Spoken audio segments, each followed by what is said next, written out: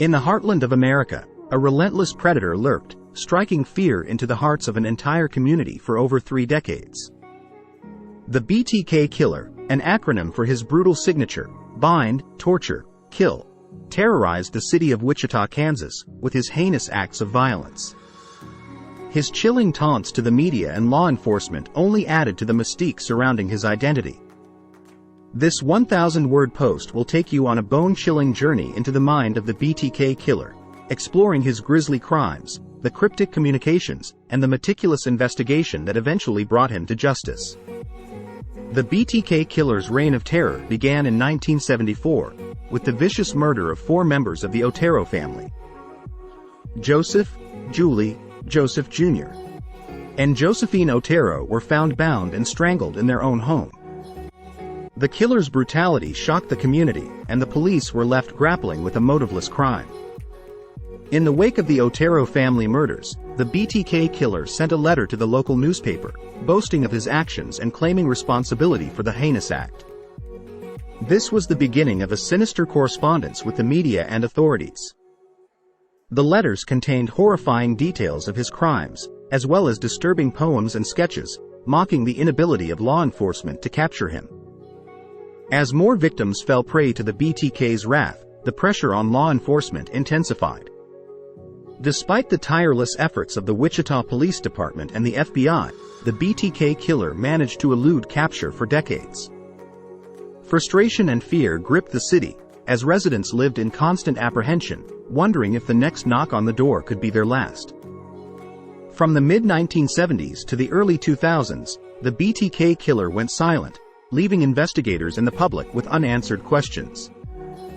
During this hiatus, some believed the killer had passed away or was imprisoned for unrelated crimes. However, the BTK resurfaced in 2004 with a disturbing package left at a local television station. His meticulous planning and evasive tactics kept the authorities on their toes.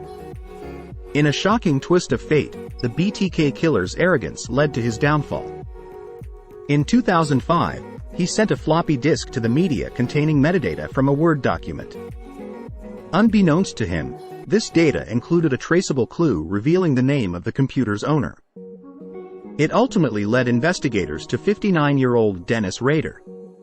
Dennis Rader, a seemingly ordinary family man and church leader, held a dark and twisted double life. As a compliance officer and former Boy Scout leader, he had managed to elude suspicion for decades, all the while fulfilling his sadistic desires through his heinous crimes. On February 25, 2005, the BTK Killer's true identity was unmasked. After his arrest, Rader confessed to 10 murders, detailing each crime with a disturbing level of clarity. His cold and emotionless demeanor during the confession sent shivers down the spines of those present in the courtroom. The revelation of the BTK Killer's true identity shocked the Wichita community to its core.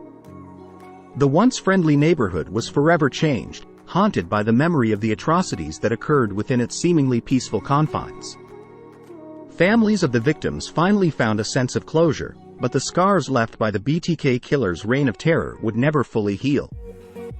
The BTK Killer's capture and conviction marked the end of a terrifying chapter in Wichita's history. His legacy serves as a stark reminder that evil can lurk within the most ordinary of facades. The meticulous investigation and use of technology ultimately brought a killer to justice, but the memory of the BTK Killer's grisly crimes will forever haunt the hearts and minds of those who lived through his reign of terror.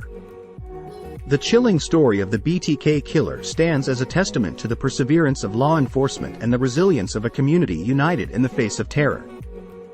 His brutal and calculated crimes left an indelible mark on the city of Wichita, serving as a chilling reminder that evil can hide behind the most mundane exteriors. The capture and conviction of Dennis Rader, the man behind the BTK Killer's mask, brought a measure of closure to the victims' families and the community at large. Yet, the enigma of what drives a seemingly ordinary person to commit such unspeakable acts continues to confound us, leaving us to grapple with the disturbing question of how darkness can reside within the human soul.